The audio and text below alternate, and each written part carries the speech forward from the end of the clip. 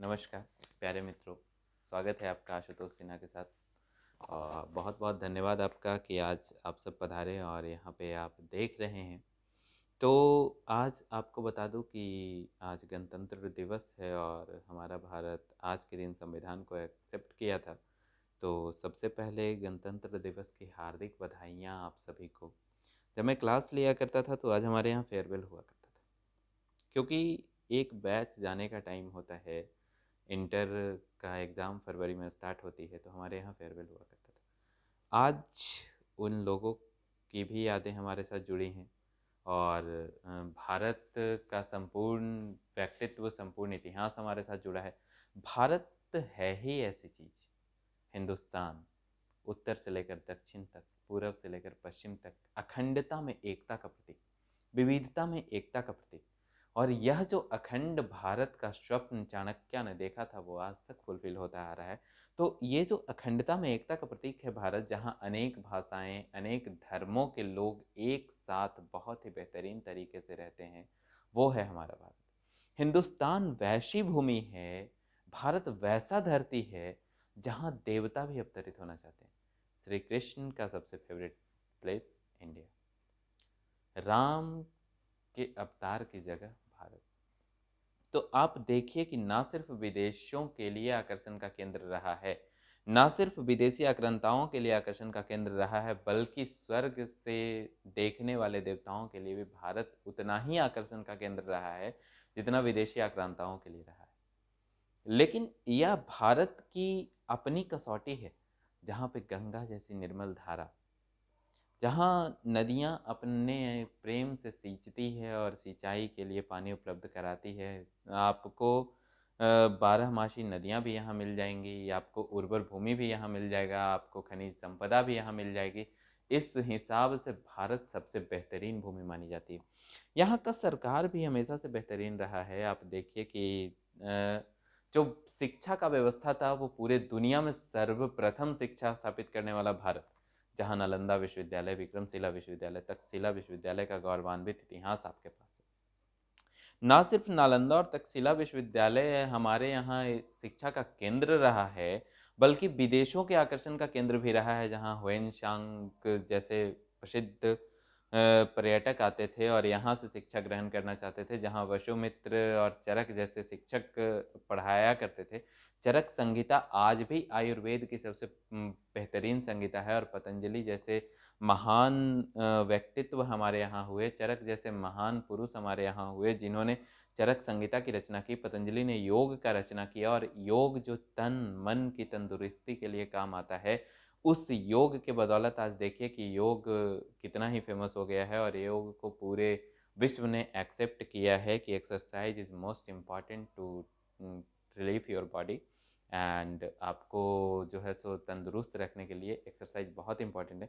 तो चरक संगीता हमारी संस्कृति रही है, हमारा योग हमारा संस्कृति रहा है। और वसुमित्र, चरक, आप देखिए विश्वामित्र जैसे प्रसिद्ध लोग हमारे पास रहे हैं। हमारा इतिहास राम से लेकर के परशुराम तक हमारा इतिहास रहा है, कृष्ण से लेकर के बलराम तक हमारा इतिहास रहा है। महाभारत, रामायण जैसी संपूर्ण गाथाएं हमारे पास रही हैं। संगीत का प्रथम जनक जो है सामवेद, वो हमारी संस्कृति का अंग रहा है। कानून की प्रथम पुस्तक मनुस्मृति हमारा अपना पहचान रहा है, जो मनु ने लिखा था और उसमें कानून की समस्त संहिताएं थी। आज भी आईपीसी की धारा जो आपके यहाँ चलती है वो मनुस्मृति से लिया गया है। आप राजनीति का सबसे प्रथम पुस्तक जो पूरे वर्ल्ड में रहा है वो चाणक्य के द्वारा लिखा गया अर्थशास्त्र रहा है। और चाणक्य जैसा गुरु, कौटिल्य जैसा गुरु हमारे भारत में रहे हैं, जिन्होंने आप देखिए कि चंद्रगुप्त मौर्य को राजा ही नहीं बनाया बल्कि बेहतरीन शासक बनाने का प्रयास किया। शासक को कैसा होना चाहिए, किस तरीके से राज करना चाहिए, किस तरीके से अपनी प्रजा का ख्याल रखना चाहिए, और शासक बनते ही उसको पूरा का पूरा प्रजा के प्रति समर्पित हो जाना चाहिए। किस वक्त उसे अपने घर में रहना चाहिए, किस तरीके से उसे अपनी सुरक्षा करनी चाहिए और किस तरीके से कौन सी बात उसे अपनी पत्नी से भी शेयर नहीं करनी चाहिए, ये सारा का सारा सिनेरियो चाणक्य ने अर्थशास्त्र में लिखा है और चंद्रगुप्त मौर्य को सिखाया, जिससे मौर्य साम्राज्य जैसे एक सुदृढ़ और बेहतरीन प्रशासन की स्थापना हो सकी थी।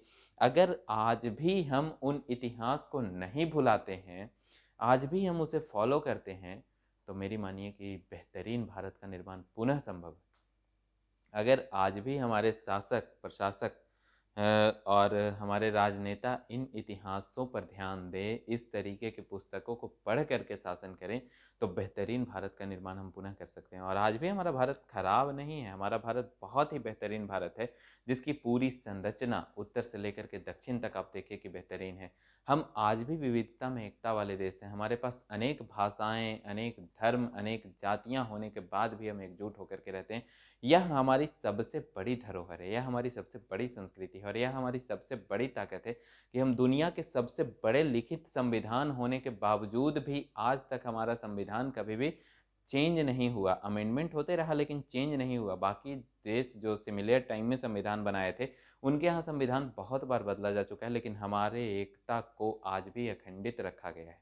यह भारत का सबसे बड़ा पहचान है, सबसे बड़ी प्रकृति है, सबसे मजबूती का भारत आप देख सकते हैं।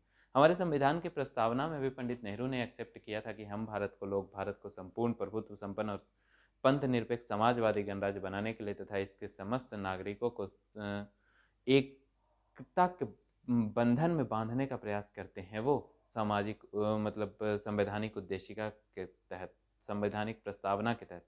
तो आप उस भारत के वासी हैं जहाँ रविन्द्रनाथ टैगोर ने जन गण मन का रचना किया था और जहाँ वंदे मातरम तक गाया गया था और जहाँ प्रारंभ में अमार सोनार बांग्ला भी लिखा गया, जो बाद में बांग्लादेश का राष्ट्रगीत बना। तो यह भारत है, यह भारत है।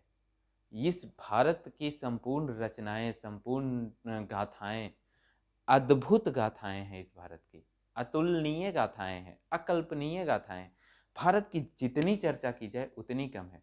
भारत की भौगोलिक, सांस्कृतिक, सामाजिक, आर्थिक, राजनीतिक तरीके से जितनी चर्चाएं की जाए उतनी कम है।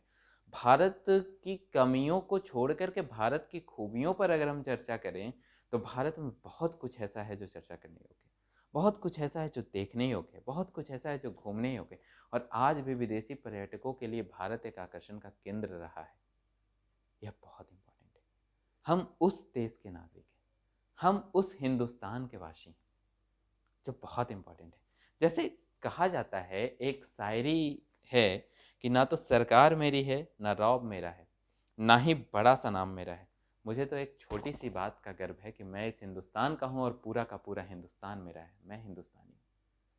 तो आज गणतंत्र दिवस पर यह विशेष प्रस्तुति मेरी ओर से आपके लिए बहुत सारा है। जैसे आशुतोष राणा की एक पंक्तियाँ मुझे याद आती हैं और मैंने कुछ लिखी भी हैं कि हे भारत के राम जगों में तुम्हें जगाने आया हूँ, 100 धर्मों का धर्म एक बलिदान बताने आया हूँ। सुनो हिमालय कैद हुआ दुश्मनों की जंजीरों में, आज बता दो कितना पानी है भारत के वीरों में। खड़ी शत्रु की फौज द्वार पर आज तुम्हें ललकार रही, सोए सिंह जगो भारत के, मात तुम्हें पुकार रही। रण के भेरी बज रही, उठो मोह निद्रा त्यागो, पहला शीश चढ़ाने वाला माँ के वीर पुत्र जगो। बलिदानों के वज्र दंड पे देशभक्त की ध्वजा जगे, और रण के कंकण पहने जो राष्ट्र भक्त हो भुजा जगे। ये आशुतोष राणा कहते हैं, हे भारत के राम जगो मैं तुम्हें जगाने आया हूँ। भारत का राम वो किसे कहते हैं? वो सिर्फ सेनाओं को भारत का राम कहते हैं क्या? वो हर एक भारत के नागरिक को भारत का राम राम कहते हैं।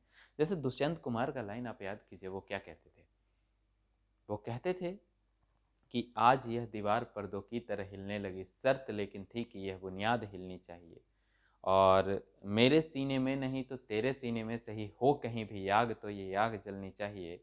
और इस मतलब वो कहते थे लोगों को कि हो कहीं भी आग तो ये आग जलनी चाहिए। मतलब आप अपने अंदर सुदृढ़ता लाइए, अपने अंदर चेंज लाइए। यह भारत का इम्पोर्टेंस है, यह भारत का इम्पोर्टेंस है कि आप देखिए कि घायल हिंदुस्तान, बच्चन साहब का एक बहुत फेमस कविता है, घायल हिंदुस्तान। मुझको है विश्वास किसी दिन घायल हिंदुस्तान उठेगा, दबी हुई दुबकी बैठी है कलर वकारी चार दिशाएं, ठगी हुई ठिठकी सी लगती नभ की चीर गतिमान हवाएं। अंबर के आनन के ऊपर एक मर्दानी से छाई है, एक उदासी में डूबी है त्रीन तरुवर पल्लव लतिकाएं। आंधी के पहले देखा है कभी प्रकृति का निश्चल चेहरा, इस निश्चलता के अंदर से भी भीषण तूफान उठेगा। मुझको है विश्वास किसी दिन घायल हिंदुस्तान जगेगा, मुझको है विश्वास किसी दिन घायल हिंदुस्तान जगेगा। तो इस हिंदुस्तान के जगने का वक्त आ गया है। हम लोग बहुत बेहतरीन सभ्यता की ओर बढ़ रहे हैं और डिजिटलाइजेशन की ओर बढ़ रहे हैं और बहुत तेज़ी से ग्रोथ कर रहे हैं। कहीं न कहीं हमारे अंदर कमी है, उन युवाओं के अंदर कमी है, जो इस ग्रोथ को समझ नहीं रहे हैं। नहीं तो डिजिटल वर्ल्ड, डिजिटल प्लेटफ़ॉर्म है और जिस ग्लोबलाइजेशन का सपना हम पहले देख रहे थे, उस ग्लोबलाइजेशन की ओर भारत बढ़ चुका है। जिस एलपीजी रिफ़ॉर्म का सपना हम पहले देख रहे थे, उस एलपीजी रिफ़ॉर्म की तरफ हम बढ़ रहे हैं। हम जॉब सीकर नहीं, जॉब प्रोवाइडर बन रहे हैं। तो यह अल्टीमेटली हिंदुस्तान जो है वो चेंज हो रहा है और चेंज का बहुत बड़ा प्रतीक है। आप देखिए कि जन गण मन अधिनायक जय है भी रविंद्रनाथ टैगोर लिखते हैं और टैगोर लिखते हैं कि अगर कोई नहीं सुन रहा है, कोई नहीं चल रहा है तो तू अकेला चल। अकेला चल गांधी का भी नारा था, टैगोर का भी नारा था। तो मैं कुछ सम्मिलित पंक्तियां यहाँ प्रस्तुत कर रहा हूँ। जैसे टैगोर कहते हैं कि तेरा आवाहन सुन कोई ना आए तो तू चल अकेला, चल अकेला, चल अकेला, चल अकेला। तेरा आवाहन सुन कोई ना आए तो तू चल अकेला। मतलब अकेला चलो, खुद अपनी पहचान करो और तू खुद की खोज में निकल, तो किस लिए हताश है। तो चल तेरे वजूद की समय को भी तलाश है, समय को भी तलाश है। चरित्र जब पवित्र है तो क्यों है ये दशा तेरी, ये पापियों को हक नहीं कि ले परीक्षा तेरी। तो खुद की खोज में निकल, तो किस लिए हताश है। तो चल तेरे वजूद की समय को भी तलाश है, समय को भी तलाश है। आगे टैगोर लिखते हैं, नहीं मांगता हूँ। टैगोर की यह बहुत बड़ी रचना थी कि नहीं मांगता प्रभु विपत्ति से मुझे बचाओ, त्राण करो, विपदा से निर्भीक रहूं मैं, इतना है भगवान करो। नहीं मांगता कि विपत्ति से बचाओ और त्राण करो, विपदा से निर्भीक रहूं, इतना है भगवान करो। नहीं मांगता दुख हटाओ, व्यथित हृदय का ताप मिटाओ, दुखों को मैं आप जीत लूं, ऐसी शक्ति प्रदान करो। विपदा में निर्भीक रहूं मैं, इतना है भगवान करो। विपदा में निर्भीक रहूं मैं, इतना है भगवान करो। और आपको अगर ये समझ ना आए तो इतनी शक्ति हमें देना दाता, मन का विश्वास कमजोर होना, हम चले नेक रास्ते पे हमसे भूल कर भी कोई भूल होना। ये आप सुनते ही होंगे। तो बेहतरीन कविताओं के साथ हम आज की वाणी को विराम देंगे, लेकिन हम बेहतर तरीके से बताना चाहेंगे कि हम उस भारत के वासी हैं जो एक है, अखंड है, अखंडित है और बेहतरीन देश है। यहाँ पे करने योग बहुत कुछ है, यहाँ पे बनने योग बहुत कुछ है, चमकने योग बहुत कुछ है।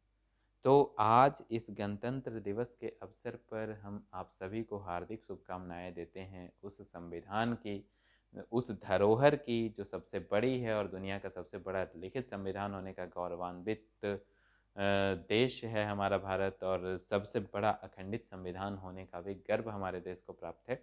तो उस संविधान के छत्र छाया में रह कर के प्रशासनिक और राजनीतिक दृष्टिकोण से हम सुदृढ़ होने का प्रयास करते हैं और उस देश में रहने का गर्व हम सभी को है। तो हम उस देश के गर्व को एकता और अखंडता के साथ मिल करके, एक होकर के, इस देश के लिए समर्पित होकर के, इस देश के लिए काम कर करके इसे और आगे बढ़ाएं और लगातार इसकी एकता और अखंडता को मजबूत बनाए रखने का प्रयास करें। इन्हीं शब्दों के साथ मैं आशुतोष सिन्हा आप सभी से विदा लेता हूँ। बहुत बहुत धन्यवाद।